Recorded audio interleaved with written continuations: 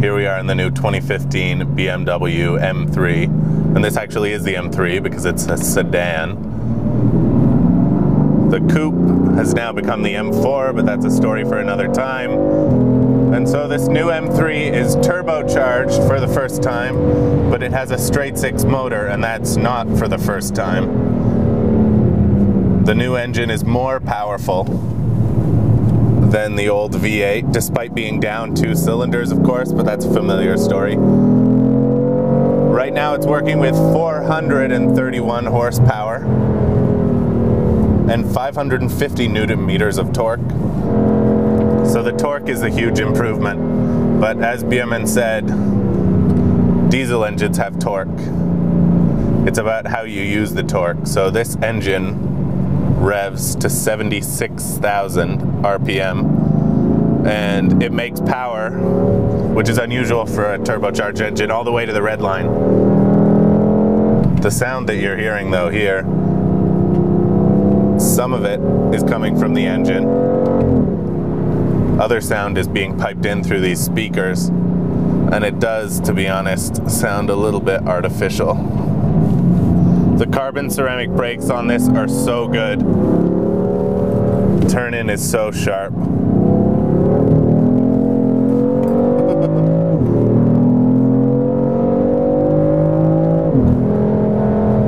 There's an E-diff, just like the M5, bolted between the rear wheels.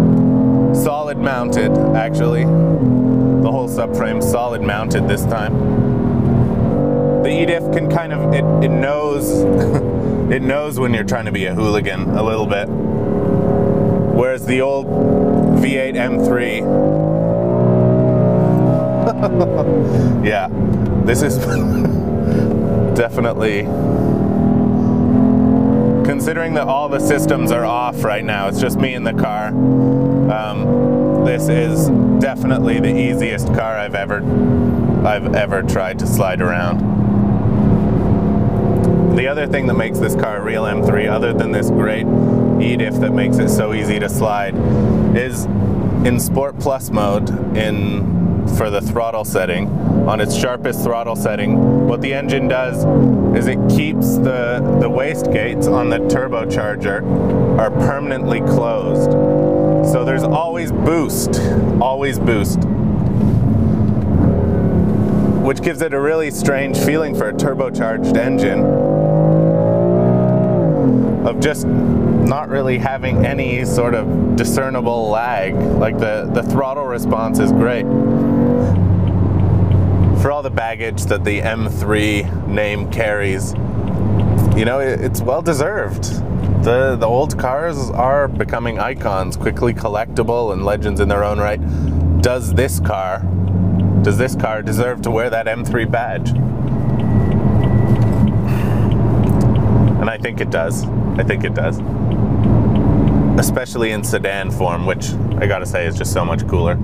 This M3 and the ones that preceded it are really road cars. They're not race cars. And so you don't have that lightness or deftness is gone, but it was gone decades ago. Why lament that still? No, I think this is a proper M3 in the mold of at least the most recent two. Totally overpowered for what it needs, which is the only way we'd have an M3, to be honest. And I'm glad BMW is still doing that.